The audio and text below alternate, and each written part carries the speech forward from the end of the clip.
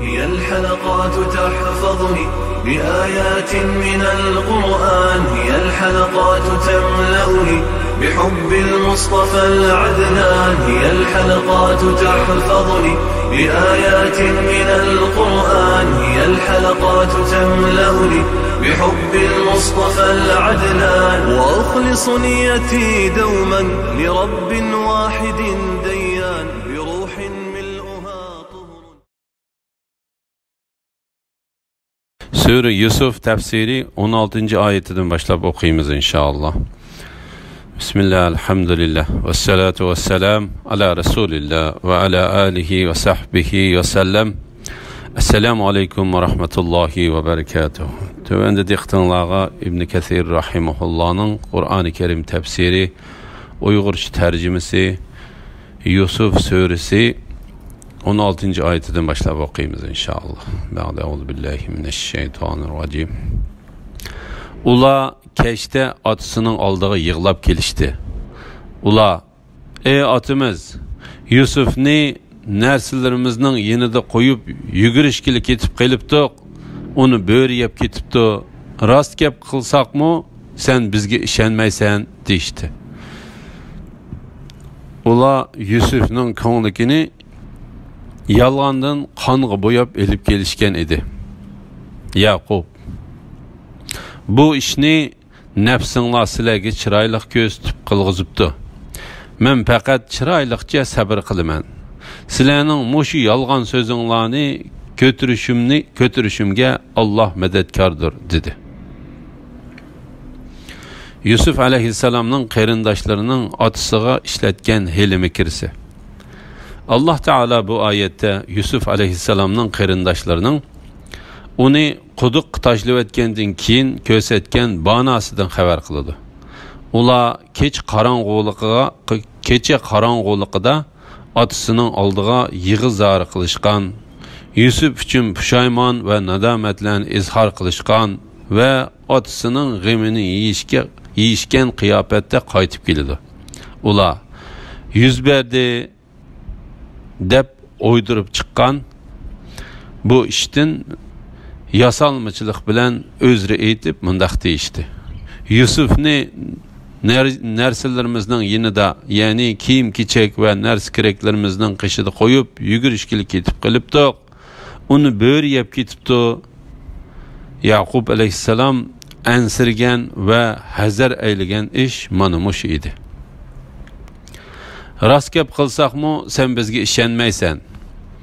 Ula Yakup aleyhisselamni işendiriş üçün nahayeti çoğun istaşlık kılgan kıyafetki kirvalgan idi. Ula biz bilimiz, eğer biz rastçılladın boğan bolsak mı, bu işte sen bizge işenmeysen. Bu kandak boğunu sen bizge töhmet kılıvatsan. Çünkü sen onu böyle yap koyuşudun ensirgen idin. Onu böyle yap getipti. Yüzbergen bu işinin galiti boğanlıqı ve şundaqla bizning bu işimizga to'g'rilanib qolganligi uchunla sen bizni yolg'onchi deyishga haqliq emassan deyishdi. Ular Yusufning ko'nglikini yolg'ondan qonga bo'yab elib kelishgan edi. Ular bu ishi bilan özleri kelishib olgan heli mikirni rastga chiqarishga urinib atdi. Mujahid, Suddi ve bir qancha kishining aytishicha, ular bir qo'zini bo'g'izlab, uning qini bilan Yusufning ko'nglikini bo'ygan ve shuning bilan bo'ri uni bu ko'ngliki bilan yeb ketibdi. Ko'ngliki uning qini bilan bo'yilib ketibdi degan gumonga salmoqchi bo'lgan. Lekin ular onun ko'nglikini yirtib etishini unutgan. Şuna bu qilmish Allah'ның payg'ambari Yakup aleyhisselamның oldida chenib qolgan. Yakup aleyhisselam ko'nglikida ularning ishidan gumonlanganlik, Yakup aleyhisselam ko'nglida ularning ishidan gumonlanganlik uchun ularga oqisini qilib turib mundaq dedi. Bu işni nefsinla sizlarga chiroyli ko'z tutib qiyg'izibdi. Men faqat chiroyliqcha sabr qilaman. Yani sizlar kelishib qilgan bu ishqa Allah öz yardımı ve mehr şefkati bilen onu aydınlaştırgıca men çıraylıkça sabır kılıman. Sizlerning muşu yalgan sözünglarni kötürüşümge Allah medetkardır. Yani sizler davatgan muş yalgan sözleringlarni ve ilim mikringlarni kötürüşümge Allah Teala medetkardır. Bu yerden bir karvan öttü. Ula suçsini su ilip gelişke evetti. O suğusini quduqqa taşladı ve hoş haber, mana bir oğul bala dedi. Ula onu ticaret meli süptide mahbi tutuştu. Ulanın kılmışlarını Allah bilip durğuçudur. Ula Yusuf'ni sanaqlıq bir qancha tengiga azam bahada setib etdi. Çünkü ula Yusufga qiziqmagan edi. Yusuf alayhissalamning quduqdan chiqarilib setilganligi. Allah Teala bu ayette Yusuf alayhissalamning qarindoshlari uni yeli quduq tashlab yolg'iz qoldirib ketgandan keyin beshidan o'tgan ishlardan xabar qiladi. Abu Bakr ibn Ayyash mundaq deydi. Yusuf aleyhisselam quduqda 3 gün turgan. Muhammed ibn İshaq mundaq deydi. Yusuf aleyhisselamның qarindoshlari uni quduq tashlagandan keyin shu kuni ular quduqning atrofida o'ltirib, uning nim bo'ladiganligiga va qanday ish yuz beradiganligiga qaradi. Shuning bilan Alloh taolo Yusuf aleyhisselamның qishig'a bir karvonni kelishga muyassar qildi. Karvan şu quduqqa yaqin bir joyga tushkun qilib, suvchisini quduqdan suv ilib kelishga avatdi. Suvchi quduq beshiga kelib, chilikini quduqqa sangilatganda Yusuf alayhissalom chilakka ching esilib oldi. Suvchi uni tortib chiqib, xushal bo'lgan holda mundaq dedi. Xo'sh xabar, mana bir o'g'il bola. Ular uni tijorat meli sifatida maxfiy tutishdi. Avfi bu ayet hakkında İbn Abbas radıyallahu anhumanın mundaq deganligini rivoyat qiladi. Yani Yusuf aleyhisselamның qarindoshları onun işini maxfiy tutishdi. Onun özlerinin qarindoshi ekanligini yoshirdi. Yusuf aleyhisselam mu qarindoshlarının o'ltirib etishidan qo'rqib öz işini yoshirdi ve setilishni ixtiyor qildi. Onun qarindoshları karvanның suvchisiga Yusufning setiladigan bal ekanligini aytdi. Suvchi amrohlarga "Xo'sh xabar, mana bir o'g'il bola, u setiladi ekan" deb tovladi. Shunda qilib uning qarindoshlari uni setib etdi. La ilaha illalloh Muhammad rasululloh. Ularning qilmishlarini Allah bilib turg'uchidir. Yani Allah Teala Yusuf aleyhisselamның qarindoshlarının ve onu setib olg'uchilarning qilmishlarini bilib turg'uchidir. Allah ularning bu qilmishlarini o'zgartishga ve Yusuf aleyhisselamni qo'g'dashga qodirdir.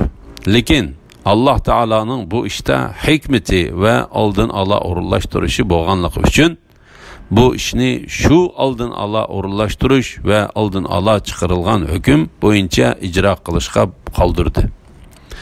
Yaratish ve emir qilish, yani kainatni tasarruf qilish rastınla Allah'ның ilkididir. Alemlerning Rabbi Allah'ның derecesi kattadır.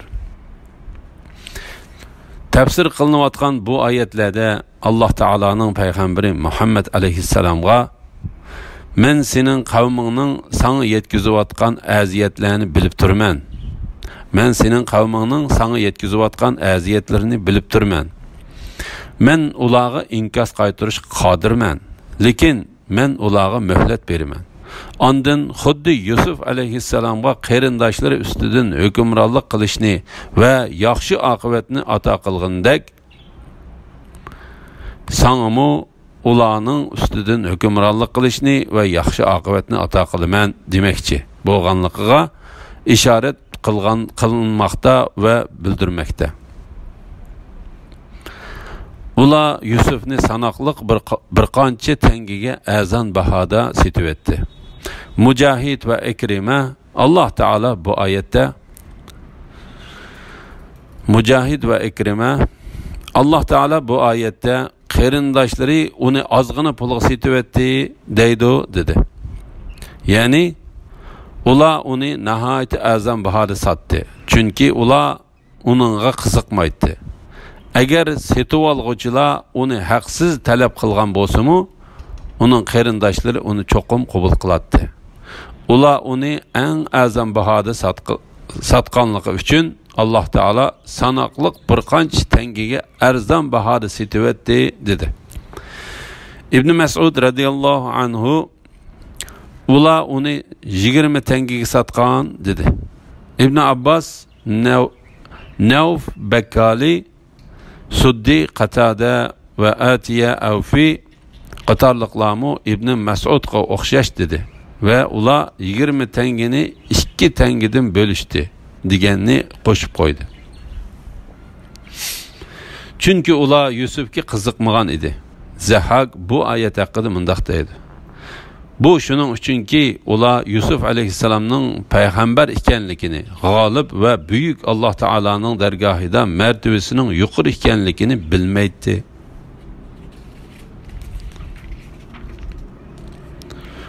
Uni setib olgan Misrlik odam ayoliga uni yaxshi kutgan, bizga asqatar yoki bola qilib olamiz dedi. Shuningdek, ya'ni Yusufni quduqdan qutqizganimizdek Yusufni Misr zaminiga yerlashtirdik.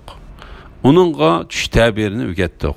Alloh xohlagan ishni amalga oshirishga qodirdir. Lekin insonlarning to'lisi buni uqmaydi. Yusuf qironiga yetganda uningga hikmat bilan ilm ato qildik. Yaxshi ish qilguvchilarni shundoq mukofotlaymiz. Allohu akbar. Yusuf aleyhisselamның Mısır'daki keçirmişleri. Allah Teala bu ayette özünün Yusuf aleyhisselam'a boğan mehr şapkıdıdın, onun Mısırlık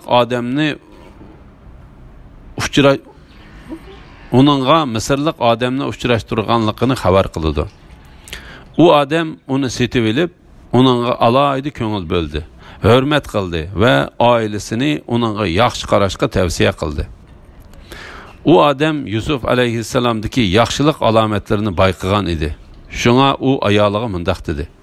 Onu yaxşı kütkin, bizge asqatar yoki bola qilib olamiz. Onu setib olgan adam Mısır'ның veziri Aziz idi.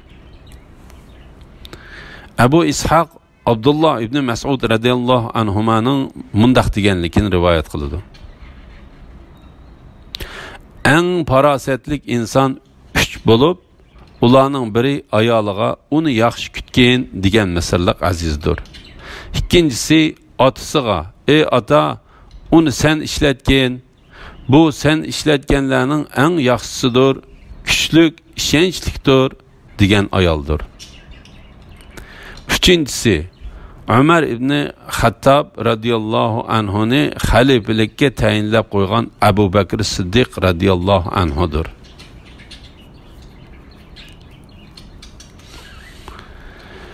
Shuningdek, ya'ni Yusufni quduqdan qutqizganimizdek, Yusufni Misr zaminiga yerlashtirdik. Uningga tush tabirini o'rgatdik. Alloh xohlagan ishni amalga oshirishga qodirdir. Yani eğer Allah Teala birer işini qilishni iroda qilsa, hech qanday to'salg'iga va qarshilikqa uchramaydi. Balki Allah Teala o'zidan boshqa hamma narsaning ustidan g'olibdir. Said ibn Jubayr radıyallahu anhu Allah Teala'nın Allah xohlagan ishini amalga oshirishga qodirdir degan oyatini mundaq tafsir qildi. Yani Allah Teala o'zi xohlagan narsani qilg'uchidir. Lekin insonlarning to'lisi buni uqmaydi. Yani ular Allah Teala'nın mahluqatlaridagi hikmetini, mehr shafqatini va xohlagan narsani qiladiganligini uqmaydi. Yusuf qironiga yetganda, yani Yusuf aleyhisselam cho'ng bo'lib, aql to'shqan, ten qurilishi yetilgan chaqda uningga hikmat bilan ilm ato qildik. Yani uningga payg'ambarlikni berdik. Allah Taala uning payg'ambarligini ana shu qavmlar orasida ato qildi. Yaxshi ish qilguvchilarni shundoq mukofotlaymiz. Ya'ni Yusuf alayhissalom yaxshi ish qilguvchi va Alloh taologa itoatmanlik bilan amal qilguvchi edi.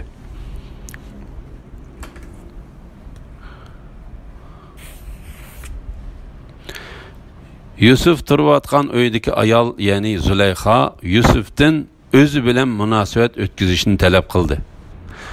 U eshiklarni taqib o'tib, "Beri kel" dedi. Yusuf, "Alloh panoh bersin. U, ya'ni ering haqiqatan mening xo'jayinimdir. U meni yaxshi kutdi. O'ziga zulm qilguvchilar haqiqatan nijot topolmaydi" dedi. Azizning ayolining Yusuf alayhissalomga oshiq bo'lib qilib, uningga hili-mikr ishlatganligi.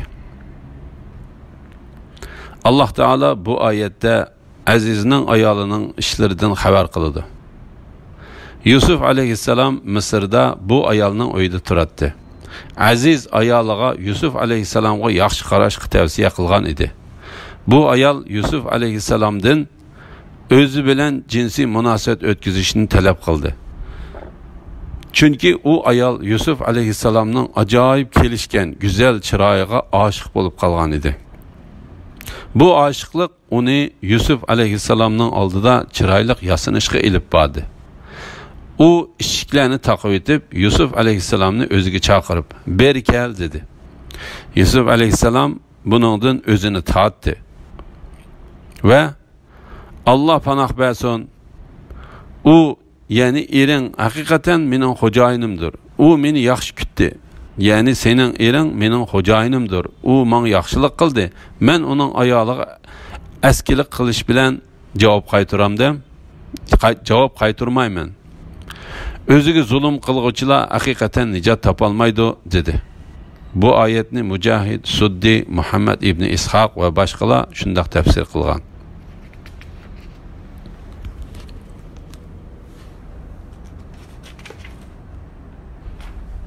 U, ya'ni Zulayxa Yusufga yaqinchilik qilishga bel bog'ladi. Rabbing ro'shan dalilni ko'rmagan bo'lsa, Yusufmu uningga moyil bo'lgan bo'ladi. Rabbingning ro'shan dalilini ko'rmagan bo'lsa, Yusufmu uningga moyil bo'lgan bo'ladi. Biz Yusufni gunohdan va set ishdan ana shundoq saqladik. Shubhisizki Yusuf bizning sodiq bandalarimizdan edi. Yusufmu uningga moyil bo'lgan bo'ladi. Bu oyatni Imom Bag'aviy bir qism tekshirib muhokama yurgizguchi tafsirshunos olimlarning Yusufmu uning talabini o'rinlashni o'ylab qolgan bo'ladi deb tafsir qilganligini rivoyat qilgan. Ondan İmam Bag'aviy bu o'rinda Abu Hurayra radhiyallohu anhudan payg'ambar alayhisalom mundaq deganligini dalil asosida keltirdi. Alloh taolo farishtalarga aytadi: "Agar bir bandam biror yaxshilikni qilishni niyat qilsa, uningga u niyat uchun bir yaxshi ishning savobini yezinglar. Agar u bir yomon ishni niyat qilsa, ondan uni amaliyatda qilmasa, uningga bir yaxshilikni yezinglar. U faqat uni qilishni mendan qo'rqib tark etdi. Agar u yomon ishni amaliyatda qilsa, uningga bir yomonlikning gunohini yezinglar." Bu hadisni Imom Buxoriy va Muslim rivoyat qilgan. Ba'zi tafsirshunoslar mazkur oyatni Yusuf alayhissalom u ayolni urushga bel bog'lagan deb tafsir qildi. Yusuf alayhissalom ko'rgan ro'shan dalilga kelsak, bu vaqtda bir qancha xil qarash bo'lib, Ibn Jarir mundaq degan: u Alloh taolaning o'zi qilishni o'ylagan shu yomon ishdan to'sadigan dalillardan birini ko'rdi. Bu dalil Yaqub alayhissalomning yoki farishtaning surati bo'lishimi yoki shu ishdan to'sadigan bir parcha xat bo'lishi mumkin. Yuqorqilardan birini muayyanlashtirishga hech qanday paket yo'q. Shunga eng to'g'risi uni Alloh taolo aytgandek shu peti qoldirish kerak. Biz Yusufni gunohdan va sad ishdan ana shundoq saqladik. Ya'ni biz uningga paket ko'rsatib, uni moyil bo'lgan ishdan saqlaganimizdek, biz uning hamma ishlarida yomon va qabih ishdan saqlaymiz. Shubhisizki Yusuf bizning sodiq bandalarimizdan edi. Ya'ni uni tanlangan pak ve yaxshi kishilardan qildik. Alloh taoloning mag'firati va salomi uningga bo'lsin. Alhamdulillah, Alloh shukrlar bo'lsin. Yuqorida Yusuf surasi tafsiridan 24-oyatgacha angladinglar. Oxirini keyin qitimliq o'qishimizda davomlashtiramiz inshaalloh. Ve sallallahu ala Muhammad ve ala alihi ve sahbihi ecmaîn. Esselamu aleyküm ve rahmetullahi ve berekatuhu.